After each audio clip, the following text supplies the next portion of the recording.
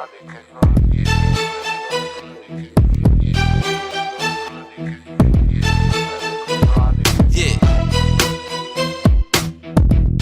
Uh-huh.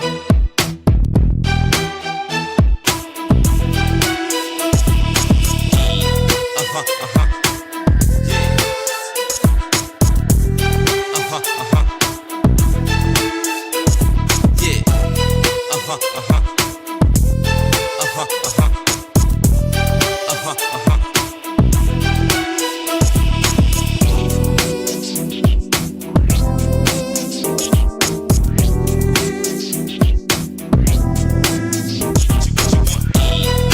Uh-huh. Yeah. Uh-huh. Uh-huh.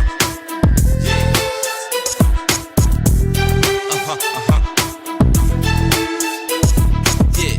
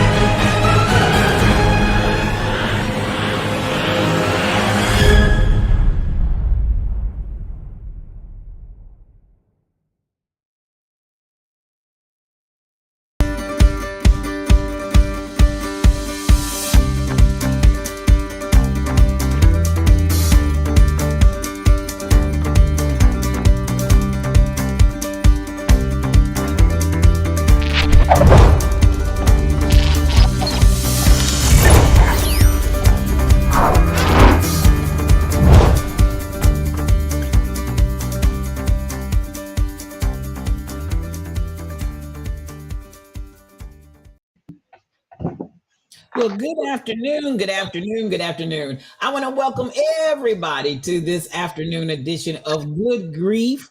And I'm so glad that each of you have joined us on today. I'm so glad to see you out there, Sheila Miles. I see you, the Rebel Inc., and only one Mrs. Cox, and anyone else that might be out there and just not in the chat so far. And let me say good afternoon to our awesome, auspicious host, Crazy Berrytown. How are you, my sister? I am great today. How are you? I am awesome. I just cannot complain. And there's Captain Boots. There he is. There's my guy. Good afternoon, Captain Boots. Oh my God, my bad. Good afternoon. That's my handsome guy. I hear you're the swimming champion of the world. Yep. There we go. Make your mark, guy. Make your mark. I love it. Swim like a fish. Swim like a fish. Truck driver says, "Hello, nephew." Say hi, truck driver. Hello, truck driver. Yes. Only Auntie one. Rebel. Yeah, everybody's speaking. That's good. Boom. I'm slipping. I know. Just kick my shoes out the way so you don't fall down. You're trying to like navigate all the cords that I have hooked up here. I understand. I understand. How are you, sis? Doing well. Yeah, it's been a good week. Captain Boots has been home with me. I figured he's had enough camp. So before he goes back to school, he'll have a little time off and just kind of just be a kid. You know, well, camp is for kids, but you know, just kind of not have to get up in the morning and be somewhere. So we've we've just been hanging out. We've had some lunches with some friends and just sleeping in late and getting on each other's nerves, you know. A good week. Yeah. Typical stuff. Typical stuff. Getting on your nerves, Trey? No. No? Except for last night we just came up with it. Except for last night when I scared you? Yeah. Okay, yeah. What So, did all right. What did you do? What did you do? Listen, don't challenge me, okay? Because so he said, I want you to try to scare me. I'm like, okay. So I was doing things like he was sitting next to me and I'd be like, rah, like, but he was like, nah, I'm not moved. And he was like, try to scare me. And I'm like, okay. So I found this these jump scare this music, like sound effects on YouTube. Yes. And so he couldn't see it, but I put it up to his ear and I made him cry. Oh, Terrible. scared.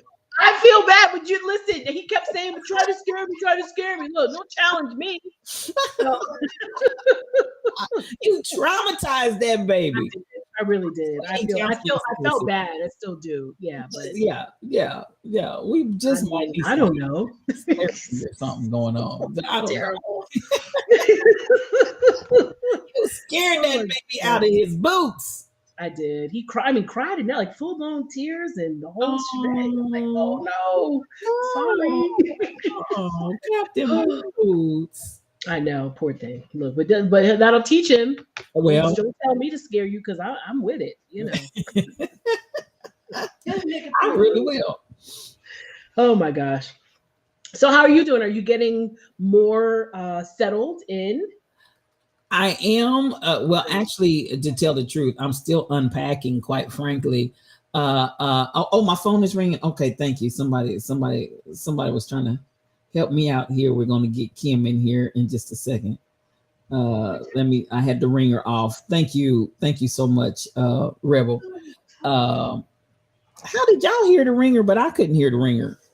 Okay. All righty then. Okay, we'll do this one more time. We're going to get Kim in here by phone, but I'm still unpacking and I'm watching the phone to make sure I don't miss it this time. And so a lot of that's going on. I'm bringing a little bit of items still yet that I hadn't brought back to Texas with me. So yes, and of that's here. Still trying to get that. Call me one more time, Kim, and I'm gonna catch you this next go round. So at the end of the day, it's been an adjustment, and I will say, I acknowledged that there was a difference when I shut my house down, because I really felt like my house was given to me to take care of my mom. And so I don't know, the best way I know how to describe it. I worked for the funeral home, so I was blessed to be able to close my mother's casket at the very end of the services. And it felt like another version of closing the casket, if that makes sense. Oh, yeah. Okay. Yeah. As I was leaving, closing the door and locking it up and driving out, for the last time, it just seemed like when I watched that garage door come down for the last time, it was that same type of sense of emotion. Yeah, I was going to ask you, was it emotional? Was it like a sense of not contentment? That's not the right word, but like just yet another emotional closure, maybe relief or something. I don't know. I don't know. How did you driving? Interestingly enough, driving back to Kansas City, I was overcome with emotion. And actually start crying in the car, which is unusual. I'm not a crier unless I'm really, really, really moved. And so, but it was, it wasn't like a sad, grievous type of pained grieving. It was just like finality and closure, kind of settling in that there's a reality that what I'm getting ready to do right now, it's like this house somehow has represented the last portion of my care for my mom. And so like this is it. I'm going to Kansas City. And I think that's even why, even after she passed away at the home, it wasn't so much that I was upset that she passed away at my house. I saw that as a blessing. It was just the fact of the purpose of that home was fulfilled. There was no reason for me to live there anymore because my mother was no longer here. So, but yet and still, I did get suspended in like, I didn't want to throw her medicines away. It took me a long time to be able to go through the house and throw all those bottles of meds away. Her boots sat exactly where they were when I took them off of her, when I brought her home. Those boots were still sitting in that same exact spot when I moved out of the house. I had never moved those boots. It was just something about those boots that represented something. Psychologically, I guess, that I just did not move those boots. But then when I was moving out and I took the boots out, that was one point of transition. But then coming Yeah. home this last time to actually shut the whole house down in totality, that was a whole nother level of Mhm. this is like my complete closure with my care and my responsibility towards my mom. That house was representing that, I guess. And I'm just kind of weird. Yeah. And it wasn't a grievous, oh my God. It was just the finality of, Mhm. man, this is it. When I leave that house, this is it. And something Mhm. about after the house was completely emptied out, completely clean, I felt like something about that was like starting back at a new beginning, but at the same Yep. time, it was a bittersweet ending at the same time. And Yeah. I felt that same sensation of when I was lowering the lid on her coffin, on her Mhm. casket. Mhm. I felt that same sense of feeling as I saw the garage door coming down Yeah. when I pulled off, if that makes sense. That parallel is interesting that you connect that to that, that the garage door to, closing the casket. That's a very interesting parallel. Yeah. Yeah, Yeah. it was different. Yeah. I felt a little tearful for a moment, but at the same time, there was that sense of completion, that my mom knew that she was loved and she was able to be at home with us when Mhm. she passed away. And there was something that felt really, really good about that. There was something that, Right. after having been through COVID for that 2 year window, and not being able to come out of that house, Mhm. was, and ultimately after her fall and everything that transacted after that, to be able to bring her home and know that that's where that home had served her from beginning to end. You know what I'm saying? That Right. space, that address right there had served her from beginning Yep. to end. And it was completed and it was done with love, and she knew that she was loved, so that felt good. Right. Right. I love that. I love that. And it's nice that I guess, and good that you acknowledged, you know, that home had served its purpose. Like you said, you were there to take care of your mother, and Yes. that has been done, and sometimes it's hard for us to see that, to make that connection and that piece of closure. And I think sometimes for some of us as grievers, closure is a dirty word. Hmm. Like we feel like when we say that, it's like it's closure of everything, and or like, even though it's not, but sometimes I think we feel that if we say that word, that means we're closing everything. My feelings, I'm closing my grief, I'm closing my love for that person, my loyalty to that person, and it's not that at all. You Yes. can, I think closure, and in this case, this is a perfect example, can be compartmentalized, right? You're talking about closure in this instance, this building, this home, not Yes. your feelings, or your love, your admiration for your mother, your care, your concern. You're not closing that. Your grief, you're not closing that. Just that one space. Yes. So I think it's important, and I'm happy that you mentioned that, because I know, just again, just thinking of that word closure, um, can feel heavy for some Yes. people. It Yeah. can. It Yeah. can. And I want to again underscore that even though I knew it was closure and I did have an emotional reaction to it, it wasn't like the, oh my God, like it's not, it wasn't Right. that Yeah, yeah, yeah. painful, hard kind of grief. I think there was the satisfaction of knowing that it had really served its function and that my mother ultimately was blessed in knowing by being in that location that she was loved, because everybody, my siblings, her sister, everybody Mhm. came to that location in her passing days, and so she was able to see everybody, and that was good. Yeah, that's beautiful. Yeah, I love MCP 812. Good afternoon. But I love what MCP 812 said. I love that too. A simple thing such as closing the garage door. Wow. Yeah. Yeah.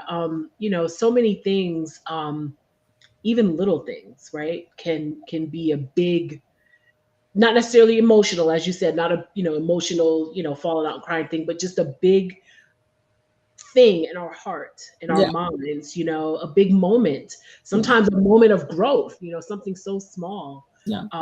Actually, I had something similar, not similar in closing things, but this past week, a few days ago, we were cleaning out a bedroom, and I had this like tote bag of items from surrounding my mom. The time we did her, we had two services for her, one in Connecticut and then one in Virginia, in Roanoke, Virginia, where she's buried.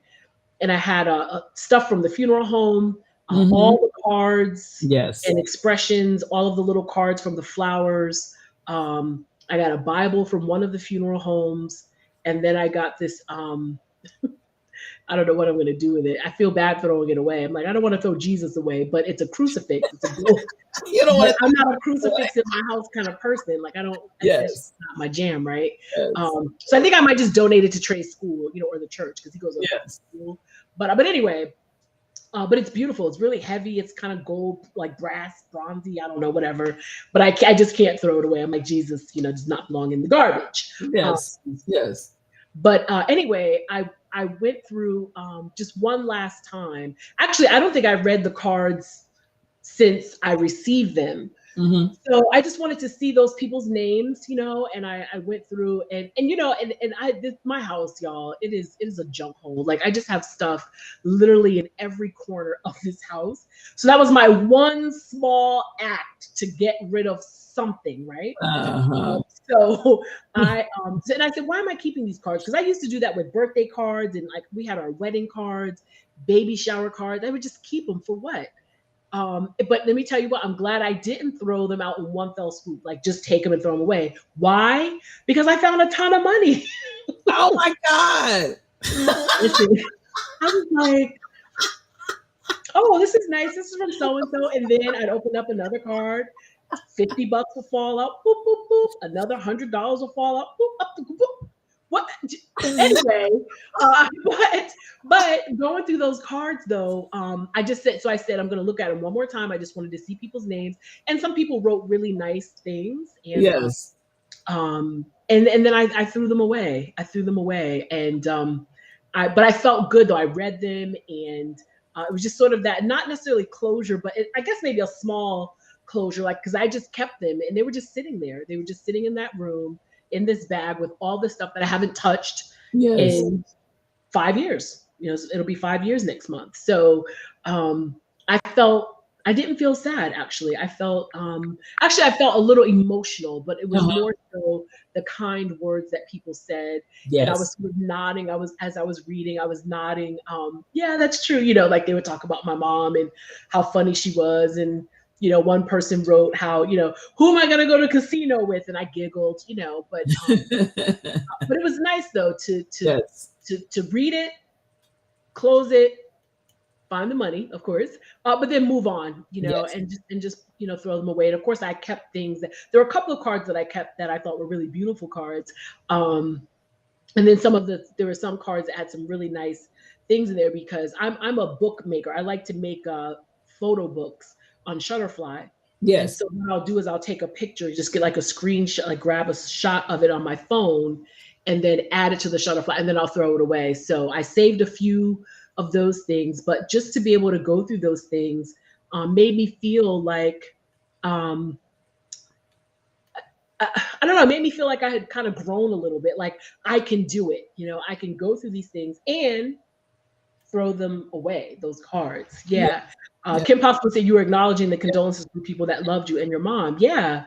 And that, at least in the last few years, I thought would be a hard thing. Like I can't read those cards. I know they're there, I know, I even opened the Bible that we got from the funeral home with some very nice, a nice inscription there. It was beautiful. But I hadn't even, even when we received it, I didn't open it up.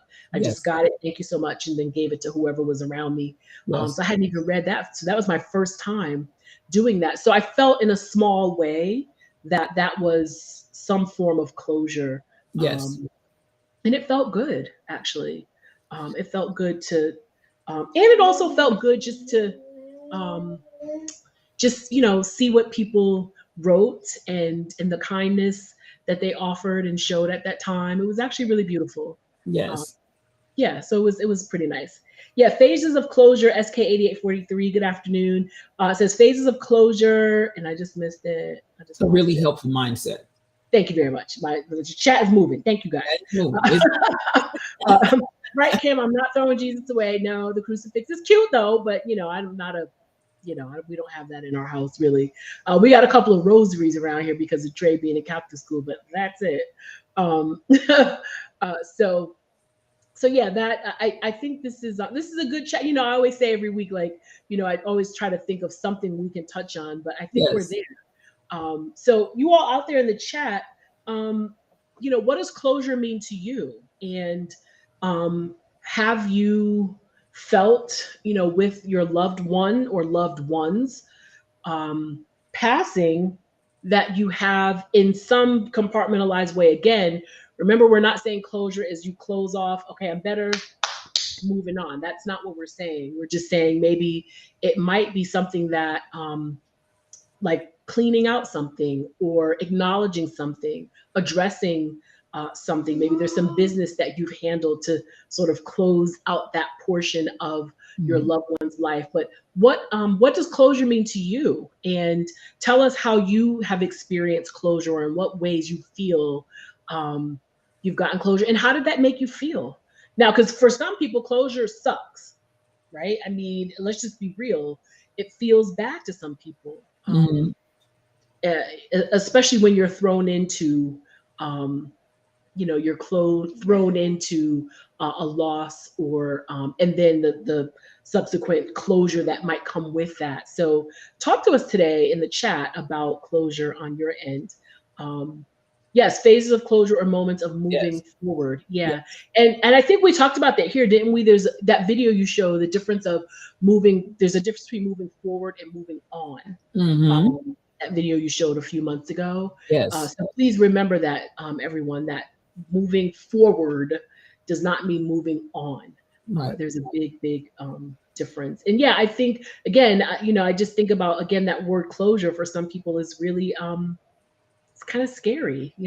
Hey, Lady Tina Cole, hope you're feeling better today. Yes. Welcome everybody. We just sort of jumped right in. Yes. Hello to everyone. Royal Confessions, Katie Browns. I hope that rooster is somewhere taking an afternoon nap. Only one Mrs. Cox. Good afternoon. So our sis Kim Possible is on the road. First of all, you be safe out there, sis. Okay. Yes, please I know do. you want to be in the chat and be here, but be safe. So she's on the road, and we tried to get her to call in. We might still make that happen, but shout out to Kim Possible, our other host, who is normally here with us in Good Grief. Big shout out to you. The Rebel, what's going on, twin? Good afternoon, MCP812. Twanna's Twitch, hey boo. Hey. Truck driver, you're here. Good afternoon to you. DJ Stacy Blessed One, Miss Lottie Dottie. Early shout out there. You jumped in here early today. Good afternoon to you as well. I hope I got a chance to say hi. Royal Confessions, I think I said hi. Hello to you as well. SK8843. Let's see. Take it a BTD mom. Hey, good Yeah. to see you. Good afternoon. All right, so coming back up, truck driver closure is great because what I went through this weekend was crazy. But I stayed at the grave. I had a talk with my brother, and when it was over, I felt good. Yeah. So sometimes, verbalizing, Yes. to someone that is actually listening, to your loved one, verbalizing your thoughts and your feelings and making that connection in whatever way you feel is best, sometimes that brings closure too, and that is a Yes. good feeling. Yeah. So truck driver I've recently experienced a loss, his brother, and there was some pending foolishness, I guess you could say, or whatever, and things, and we know that happens. So what they say, weddings and funerals, whatever.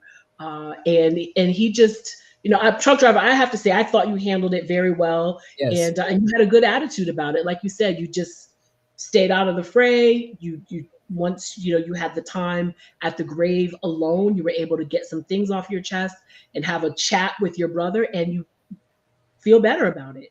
And sometimes that's what we have to do, just say people are going to people. Yes. And some people thrive, right? Some people thrive on that kind of drama, and we don't have to buy into it, because our grief enough is drama, right? We don't need all the No extra. extra. Right. The grief itself, the loss itself is heavy enough. And That's so for right. you to take that position and handle it that way. Oh, good. Kim Possible, you're parked. Okay. Phew. I feel better. All right. But for you to handle it that way, and that was what you felt was best for you, that's all that matters. That's all that matters. So I'm glad. MCP 812 said, I finally donated some of Val's clothing and shoes to a church for back to school handouts and felt that really made Val feel good. And it blessed my heart. Yeah, that is great. That is great.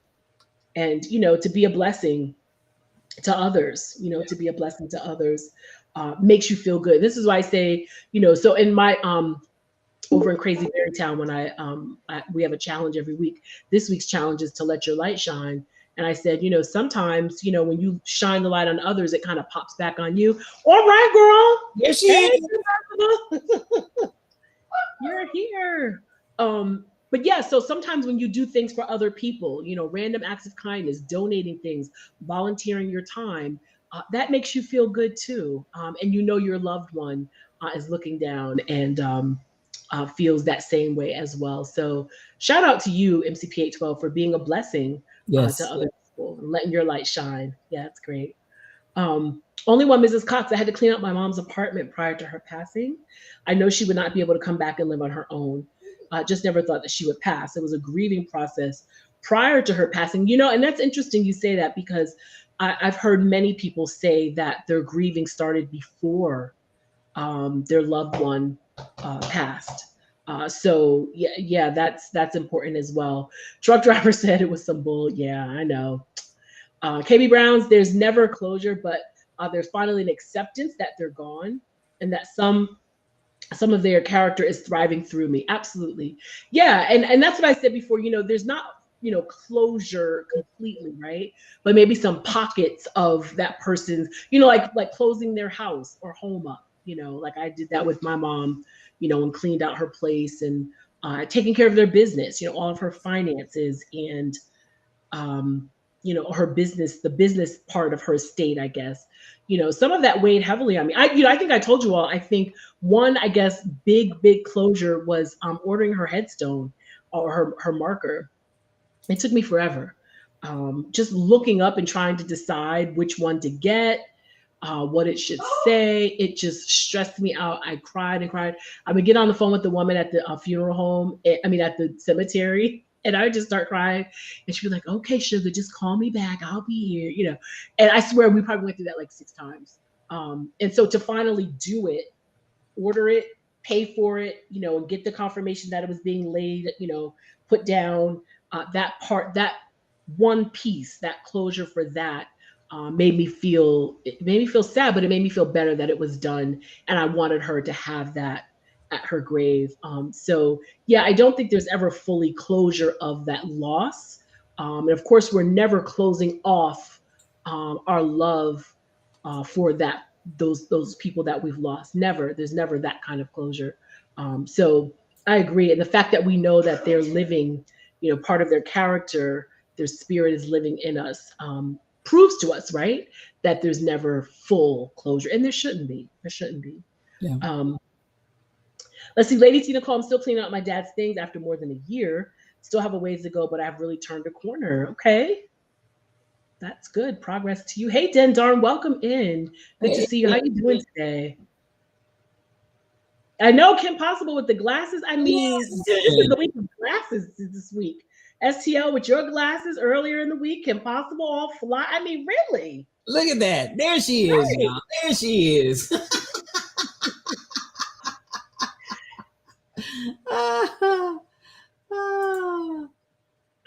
So cute. Let's see. Dendar said, I clicked to hear the oh, okay, talking to Rebel. Gotcha. Twalla's Twitch. I'm not sure if I've reached closure for my mom's death. I'm almost ready to write her a letter. I'm getting better every day. That's beautiful. Yeah, and that's real. That is real. I will again, this is why I say it's compartmentalized, I think. And that is, again, this is why I think, so when we talk about the word closure, this is why I think it is stressful for people to think about it, because they think it means like the whole everything related to that person or those people that we've lost. When we say closure, it means we're shutting them out, shutting off everything related to them. And it does not mean that at all. It might mean, again, those little compartments of things, their home, their estate, um, taking care of, things that have been unfinished, before, things that they, sort of business left undone before they passed. And that could be buying the headstone. For me, it was a separate thing from the funeral and the burial and all of that. Um, but I will admit, I feel very much like Twana's Twitch. Like I don't feel, and I don't know that I ever will have closure. I still question my mom's passing. Not question like if from a medical standpoint, like did some malpractice happen? I don't mean that, but the whys. Why did she die at 68? Why? Why did it happen? How could this be? That kind of thing. And I'm still pissed off about it. I'm not gonna lie about that. I'm very sad about it. I'm angry about it. Y'all know I'm petty all day. And I just look around, like I said, I look around at people. I'm like, why are you like, how are you just here walking around acting crazy? And my mother is gone. Like, not saying that they should be gone, but I'm just saying if you can be here, she can too, right? So I get that, it's hard, for me, and so next month will be 5 years. Her birthday is August 24th, and she died August 25th. And this year will be 5 years. And I still, in terms of the loss, like that phone call and the loss, I still feel like it was year one, just like yesterday. And so in that regard, her passing, yeah, I'm not there at all, like not even close. I'm not okay with it. And it really, frankly, it sucks, honestly. I mean, it just does. Um, let's see. Den darn, there's always strife at a funeral, right? I had it at my grandma's. It was the devil. He just loves to rattle people when emotions are running high. That is true. That is true. When emotions are running high, things just get a little cray-cray sometimes. I think part of moving forward is releasing of grief guilt. This is Lady T. Nicole, if you all are just listening and not reading the chat. I wasn't able to make it to my dad's gravesite for his birthday this week, but my aunt assured me that it was okay. The girls and I did a balloon release at home, and I realized the guilt of not physically going, or I released, rather, the guilt of not physically going to that cemetery. KB Brown's, the thing that brings me comfort is when I see some of their character working through me. I love that. And I love that you recognize that, and that also brings you comfort. I feel that way with Captain Boots. Like I see a lot of my mom in him, and that brings me a lot of comfort and giggles too. Royal Confessions. I stay so busy on purpose, not sure if I'm just blocking it out or moving on. Could be a little of both, right? Could be. But I think as the years go by, for many, I think in the beginning years, it might be that you're blocking it because it's so fresh, right? And then as we go on, you might be doing that same act, but now it's a little bit more of moving forward, a little less blocking and more moving forward with that time. Yeah. Darn, 31 years, and still seems like yesterday. I lost my big sister. I didn't, and we'll never have closure. It's just one day at a time. Absolutely. MCP 812, I just ordered Valerie's headstone, and to see her name on it was a whole other experience. Yeah. When I got the mock-up, when they sent me from my mom, it was a attachment in an email, and that took me a week to open. I just didn't want to see it. Totally get it. And then last in the chat that I see here, Miss Lottie Johnny, I lost my husband, brother, and father within months of each other in 2012. To this day, I still grieve. Absolutely. Which one? Shh, dude. What month? Well, I know you were born in 2012. I know. I keep the good memories. However, the sadness creeps in at times. Thank you for this session. Absolutely. Yeah. I mean, and that's part of grief, right? Like you're never not going to acknowledge their passing. And again, we always say where there is great love, there is grief, period. I mean, that's just the way it is. So I'm glad that you're here and that you're able to verbalize that and to come here for support and Mama. like-minded folks. Yeah. Kim, are you with? Let me see. I know. Oh wait, there you are. Okay. So how are you doing today, love? Is there a delay? Uh-oh, I can't hear you.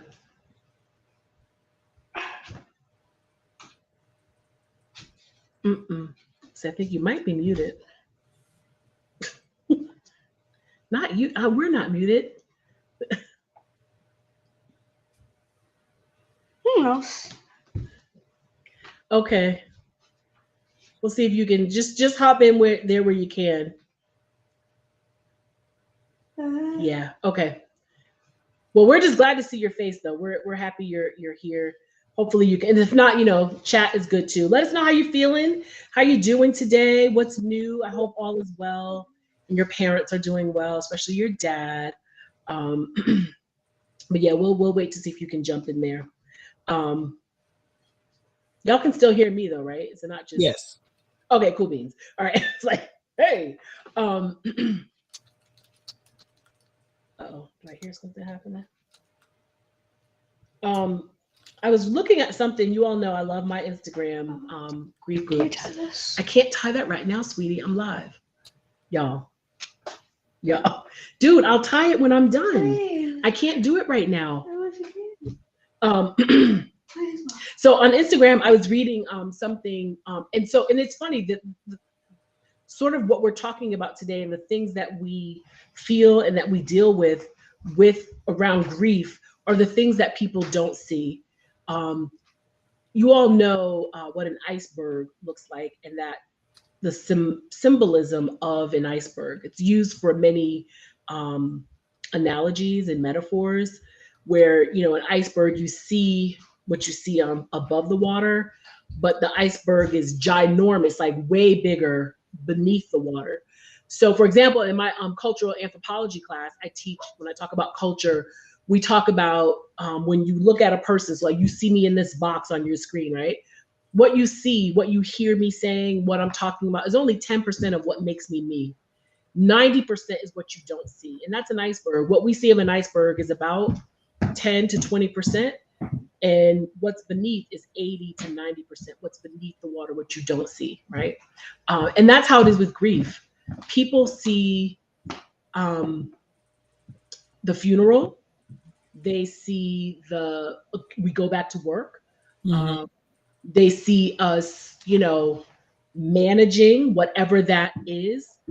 What they don't see is the insomnia. I'll give you a couple, and then I want you to tell me what people don't see in your grief. But one thing is insomnia. One thing is constant anxiety. Let me think. Look, I don't even want to try to hold you and try to figure out this thing. Headaches, the physical ailments, they don't recognize that that's related to grief. So I want to also hear from you. What do people not see? So again, I see STL in this box looking all beautiful. I see myself in there with my pink hair, right? And what we say to you, STL shares a lot about herself in her streams every day here on Twitch. I share what I do in my Zumba or whatever. But honestly, that's just a very, very small portion of what makes us us. Mm-hmm. And so when we talk about and think about grief, again, people see very minimal things about us. What is underneath that? What's underneath the water that people don't see related to your grief? Mm-hmm. Broken places inside of me, absolutely, your grief. Loss of appetite. Yeah. Oh, yeah. Yes. Definitely. And that's what actually, that loss of appetite, a lot of people don't even think about that as being related. Insomnia, anxiety, no energy, out of touch, heaviness. Yeah, out of touch. I remember there was, I don't know, something was happening around that time in the news, and people, my friends know I'm always up on stuff, and I was completely clueless. And people had texted me, "Hey girl, did you see such and such?" And I'm like, I don't even know what you're talking about. What? I'm like, my head just isn't there yet. I'm just not there. The loneliness, absolutely. People don't see that. They don't, right? You come back to work, or you are in the grocery store, you're at church, and people think, oh, they're okay. They're back. That's the 10%. That's that little bit above the water. Below the water, the rest of that iceberg is hanging out down there, and it's a lot. It is a lot. So yeah, the loneliness, fatigue, both the physical and emotional fatigue. Um, KB Brown said, my grandma is 94, and my mind sometimes think about when that day will come. She's still in good health, but her age weighs on my mind. Absolutely. I can see that. Yeah, I would totally feel the same way. Let me move this just a little bit and bring it back. There we go. All right. Okay, you can fly the blanket. Thank you. All right, goodbye. Thank you. Blanket. Yeah. Lady Tina Cole, they don't see the unanswered questions, the lost hopes. Yes. Yeah, yes, that is definitely, yeah, I hadn't even thought about that. And that's not on this diagram that I'm looking at. But the lost hopes. And I think that is what causes me the most on a not a daily basis, but a regular basis, the lost hopes. I think that's what causes me to cry the most. I think about Captain Boots and watch him grow and his milestones and different events and things that I wanted my mom to be at, and she can't be. All these things that I knew we'd do together, trips that I still have booked, that we've just moved around because of COVID and stuff, that she was supposed to be on. She had paid her money to be on those trips. We still have them, in the book, so to speak. So that causes me a lot of pain. Absolutely. To be honest with y'all, this is why I speak about drinking Crown, because I be that deep in grief. Yeah, I understand that. Yeah, truck driver. I mean, we joke around, right? We joke around about the Crown and everything, and but some of it is just purely because that's what you like, right? But some of it is masking the pain. And I think many, not all, maybe, but if it's not drinking, maybe we mask it in some other way. For most of us, we can identify with that. And again, also people don't see that, right? People think, oh, it's his favorite drink, right? Or this person just loves the casino, or this person loves whatever, and they think it's just a hobby or it's just for fun. But for some of us, sadly, we're masking the pain. We're masking some of those things that are under the water. We're masking the loneliness. We're masking the fatigue, the pain by doing some of those things. So yeah, stop it, Trey. You're gonna knock the stuff over, please, baby. Thank you. Let's see. Hey, Michelle Brownell, good to see you. Glad you're here. Unfulfilled prophecies. Real confession. Speak on that a little bit more, please, if you don't mind. Absolutely. And I think that's what really, I think those, again, for me, like the unfulfilled prophecies and the lost hopes, those are the things that kind of come up regularly, especially having a little one. I'm more than half your size.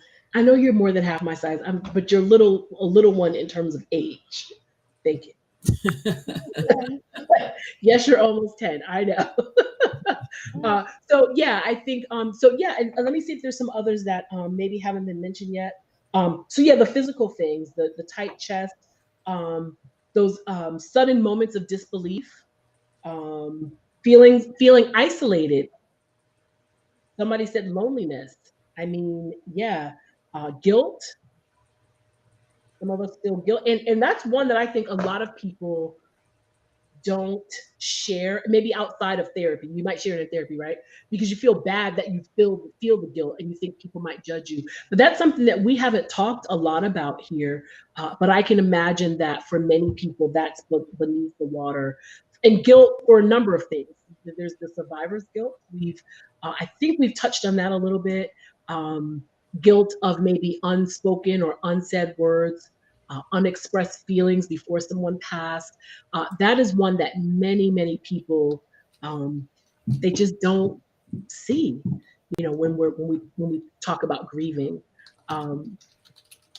Lady Tina Cole, I hear your heart about lost hope. Yeah, I still remember my dad saying he wanted to live to see his grandgirls grow up. That's all he wanted. But my same aunt told me she was so happy my dad got to see me become a homeowner. He was proud of that also. My Absolutely. baby Yeah. grandson. John, hey fam. My dad will never see me get married. Yeah. He would never meet his grandchildren. That's hard, y'all. That is hard. That is really hard. Um, Kim Possible said, I used to date this guy who masked his grief by constantly working and staying busy, right? And so again, right, that's what people see, the working, right? That person's busy. Ooh, they show back up to work and they're just putting it, just getting it done. But what they don't see underneath that surface, that other part of that iceberg, is that is masking the pain and handling grief in that way. Yeah. Yeah, I think that is something that the lost hopes.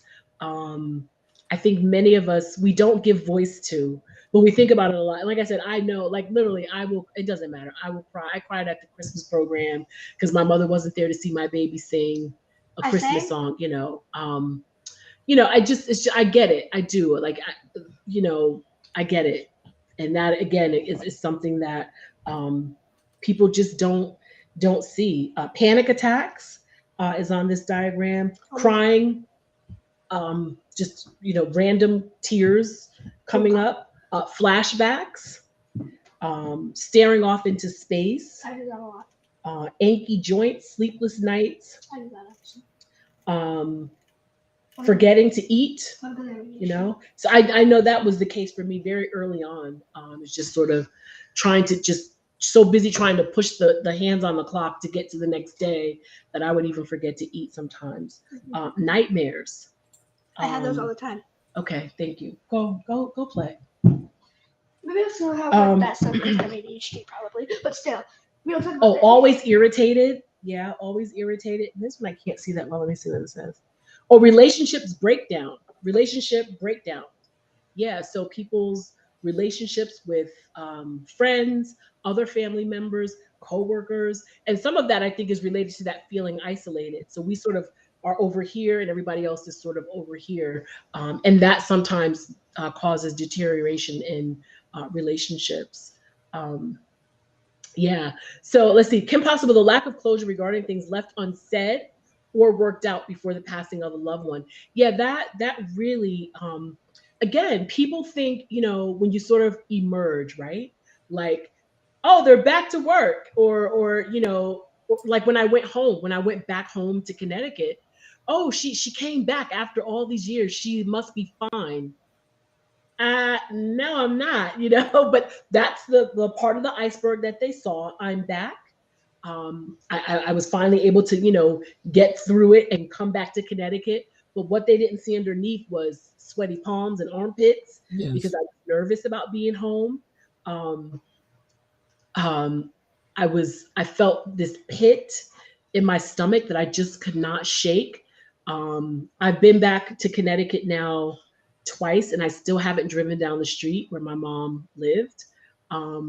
That fear, I don't know if that's fear, the anxiety, people didn't see that. All they saw was just, I'm back, right? So again, grief is very much like, that iceberg that is used for so many, in so many different parts of, academia and life for analogies and metaphors. And grief is a perfect example to use that iceberg metaphor because people see very little of what we all just shared here in the chat, what we all go through. And it's so much more than that 10% at the top. I'd even beg to say that people only really see maybe 5%, and that 95 is under the water. There's just so much that people just don't see it. And sometimes if they do see it, they don't get it, and they don't know how to react. Thank you. You're welcome. So, right. Yeah. Go call. Auntie Tiffany said, call Olivia and leave me alone. Thank you. Okay. Yeah. Go call Olivia. Talk to her. Bye. Right. Olivia is Lady Tiffany's daughter, one of her daughters. They talk all the time. Get some, call her and get some tea with my friends. Oh, yeah. Right. Right. Go in your room though, so because they don't want to hear you talking to her. Depression, yes. Depression. Lack of self-care. Yes. yeah, I won't even. I'm not even going there today. We don't have enough time. But yes, depression, lack of self care. Yeah, we'll have to talk about it another day. I really felt and still do. I felt huge fear, so much so that I went to a cardiologist soon after my mother died. I was like, my mom was 68, just turned 68. Um, and she died of a heart attack. And to me, in my grief filled, confused mind, I was like, I'm going to die like tomorrow. It was irrational and just nuts. And and I said, I've got to get it together. I've got to lose weight. I've got to eat better. I'm going to work out and go crazy. And I'm going to go see a cardiologist to make sure my heart's okay. But then at the same time, and some of you, you might get it, I had that feeling like I've got to do all these things, right? But then the depression and the heaviness of the grief paralyzed me. So I was on this, this is my term. This is clearly not clinical, but I call it the cycle of crap. I feel like this urgency. Get it together, Tracy. Get on that treadmill and do 16 hours of Zumba a day, whatever. And and eat right. And then I would come back around in the cycle, and now I'm paralyzed in grief. So I sit on the sofa and eat and not do anything and watch TV. And then I see something on TV or I get a phone call or something, and then I'm back on it and I've got to get it together. And it just turned into this crazy hamster wheel of self-care, and I should do this, but then the paralysis of the grief and the depression stopped me from doing that. And it has been 5 years of that. And like right now, like to this day, like I feel like um like I've got to get it together. Like I've got this kid, he's 9 years old. I tell him all the time, you should have signed up for the young parents, okay? So you should have signed up earlier because I'm 48, your dad is 55, as he calls them, double nickels. And we just retired, okay? We're tired. But I feel like, I gotta be here for him, right? I've got to be here, and I'll and I do fine. I work out or whatever. I just need to eat right and quit all this drinking. Um, but again, I still feel like I'm on that cycle. I get paralyzed sometimes, not as much and for as long as I did in the beginning.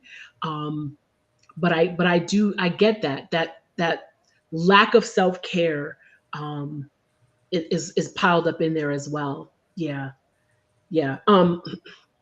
Yeah, Lady T, yeah, they're talking now. I hear Trey now on the phone with him. So, Baby Browns, I'm a firm believer that God will provide during times of grief. Absolutely. Example, Yes. I was at a gas station whistling while filling up. The lady at the other pump heard my whistling and said, I'm so glad to hear your whistling. It reminds me of my dad who passed a couple months ago. Yeah, and you didn't know how to respond. Yeah, I mean, look at that, right? At the gas pump, right? That's amazing. Um, right, Lady Tina Cole, right? Yeah, thank you. Um, yeah, next week's topic, grief and self-care. Let's do it. Let's talk about it. So yeah, so I haven't given homework in a while, so you all are due for homework. So due for homework this week. Actually, it's really not even homework, but I want you next week. I want you to come back and share with us one tip, one thing, anything. It could be anything that either you have done or you think is a good um, tip for self care while grieving. Whatever that is for you, or maybe somebody suggested something you haven't tried it yet for whatever reason. But let's throw out some tips, because the thing is that we're all here for different reasons. As I say in my stream, some people might be here holding light for someone else. How can I go out, leave the stream and go out and support my friends and family who are grieving? Some of us may be further along in our grief. Some of us may be fresh, or we may have experienced grief and then we've been a little bit removed, and then now it's sort of right back in our faces again. Um, and so sometimes we need to hear from others who are in our position, and we need other support and tips. So I'd like to hear from you next week what you think are good tips. It just has to be one, for self care, as we grieve and as we continue to live, or try to live, right, our best lives. even in the face of grieving. So I think that's great. Kim Possible, I think that's an awesome topic. I love it. Uh, you said y'all ain't old crazy fairy tale. Sarah and Avery, I know, right? Well, look, they was in the Bible. We over here in Crazy Fairy Town in Stone Mountain, Georgia. Okay. No, I know I'm not old. I tease Captain Boots though, and you know, but I do literally, I think about it though. I think about how I do need to. There are certain things that I know that could help my life and that could help make me healthier and do better. And I just need to do them. And like I said, I'll get on this like go, and then something will happen. Like I know, like last year, literally August 1st, which we're right around the corner, hit me like a brick. It was the month of August, and I don't know if you all are like this, but every August I start thinking about the lead up to my mom's heart attack, and then the days and a couple of weeks after that, and then the surgery, and then when she died. And so I think, okay, August 10th, she was in Roanoke for her class reunion. And then, you know, I went up to see her and meet some of her classmates and blah, blah, blah. And it just last year, August, the entire month was just a solid rock of mess. And I think I ate and drank my way through August. I mean, it tasted great. It was great. But it was not healthy, right? And then I shook it off. And then September I was right back on it. I was on the treadmill. I was walking in our neighborhood. I was doing more Zumba and Taibo and all of that. But you know, self-care is important and consistent self-care. So I'm curious to hear from you all because I clearly don't have all the answers. And sometimes there's new things that we learn from each other also. So yes, self-care and grief. That's what we're talking about next week. Thank you, SK8843. I know a lot of you understand, but thank you for saying that. Yeah, from November to April, I'm a mess. John Studios. I hear you. Listen, and there's so much, right? There's so much, particularly with milestones, holidays. Yes. I mean, but August for me is really the hardest, just because you know that's where everything started to unravel. She had talked about this reunion for like 2 years, because it was her 50th high school reunion, and everybody and their mama knew about it. Strangely, even the people at the casino where she would go. So I think I told you all, my cousin went. My cousin lives near the casino, and he used to work there. And so the next time he went in there after my mom died, they were like, "Hey, we haven't seen your aunt. Where is she?" And he told them that she passed. And one of the waitresses that would bring my mom copious amounts of fuzzy navels, she broke down, like crumbled in his arms and cried. And she said, "But she was supposed to be going to her class reunion, and what happened?" And so I think about the excitement of that beginning in August, and then just the rest of the August is just a wash for me, I feel like. But who knows, this year might be different. I don't know, we'll see. But no matter what, I know that we have a good thing here, and I love this community that we have. I love all of your comments and you sharing your heart, your tips, your ideas, sharing your grief. I love KB Brown's story at the gas station, that little sliver of light that he whistled and someone else felt touched by that. I love those stories, and that's what makes us a great community here. And that's what honestly gets me. I feel like if I can just, break it down, that's what gets me week to week, knowing that we're going to be here together on Fridays. So I appreciate that. Yeah. Listen, I'm not going to be in Discord today. Captain Boots is over me, y'all. He is tough. And I have promised him to go roller skating every day this week, and we have not. So we're literally like bouncing as soon as I hang up from the stream and going skating. So I don't want to get fired. My kid might fire me. So he is done. He's like, "Listen, lady, you streamed 2 days this week. You had to work and da-da-da-da. We're going skating." So I won't be on Discord today. But I love you all so much. Rebel, you want to go? Come on, sis. It's just what? How far is the drive? I don't know. You can make it. Grace Softly, welcome. I'm so glad you're here. Good to see you. Yeah, you lost someone in April. Yeah, I know it's hard. It is very hard. And we have those questions of why, right? Um, I I might venture to say I ask myself that at least once a week. At least once a week. Like I feel like, like I said, I told you all, and you all know this about me. I'm very, very transparent. All I ever wanted to be was a mother. I didn't really care about being married. I have a great marriage. We've been married this November will be 21 years. So I'm not shading my husband, but growing up, I just wanted to be a mother and I wanted to mother while my mother was still alive so I could show her through me that she was awesome. And she had that for 4 years, but I wanted more and I desired and I craved and I needed more. And so I ask, I swear, like once a week, why is she gone? I need her. But, such is life, I guess. I know, you all know that I know she sees me. She told me she did through the medium. And I know she sees me, but it still hurts. And I still have lots and lots of questions about it. And I'm still mad in many ways. So, yeah, I totally understand, how you feel. Breathe softly. Well, not totally. I do understand that, why the good ones, right? Kevin Brown's my dad died, my granddad in 2001 on July 12th. God gave me comfort through the birth of my son on 7/13. Look at that. God is good. God knows what's up. Now, listen, you all know I've told you all about that too. Me and God, we kind of, we have our little ups and downs. No, it's me with him. He's straight. God is good.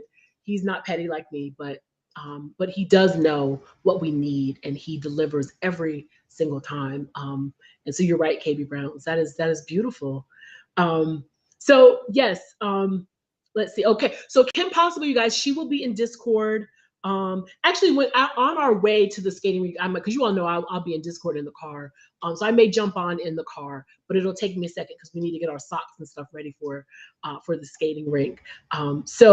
Right, Lady T Nicole, these kids will fire us in a minute, honey. Listen, they will in a heartbeat. Wasn't there a movie about a kid who divorced her parents or something like that? Captain Boots would totally do that until he realizes that wherever he goes, they're probably not going to let them sleep in their bed anymore at 9. Yeah, so then he'll be back. But anyway, so I'm going to say, I'm going to do my sign off and then pass it back to STL.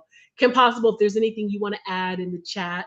But once again, thank you, STL, for giving us this space to all be here together. And thank you, every single one of you, for being here. You all are awesome. And you're doing the work, just showing up, even if you're in the chat or not in the chat, if you're just lurking, you're doing the work by showing up here and even just receiving. And so thank you for being here. Thank you for your presence. Continue to find the joy. Every single day, find the joy in something because you're worth it and you all deserve it. It is raining. Right. We'll take Cece. We'll take her too. Yes, we will. Cece, she don't miss out on anything. So Cece's our unicorn. So we'll take her too. Yes. So thank you all so much. I appreciate you. STL, throwing it to you. As always, Crazy Berry Town, such a phenomenal time and a phenomenal job that you do with us here in this space. Thank you. Can't say it enough. Kim Possible, thank you for trying to get in. I just noticed that I'm guessing since we changed locations, it's going to the wrong phone. So I'm so sorry about that. But we'll get it next time. We'll have it ready for the next time. But we will meet you in Discord in just a few minutes. I want to say I love everybody here. And you are not alone. Thank you for coming on this journey of good grief with us. Peace for your journey. So much love to you. See you next time. All right. Bye-bye.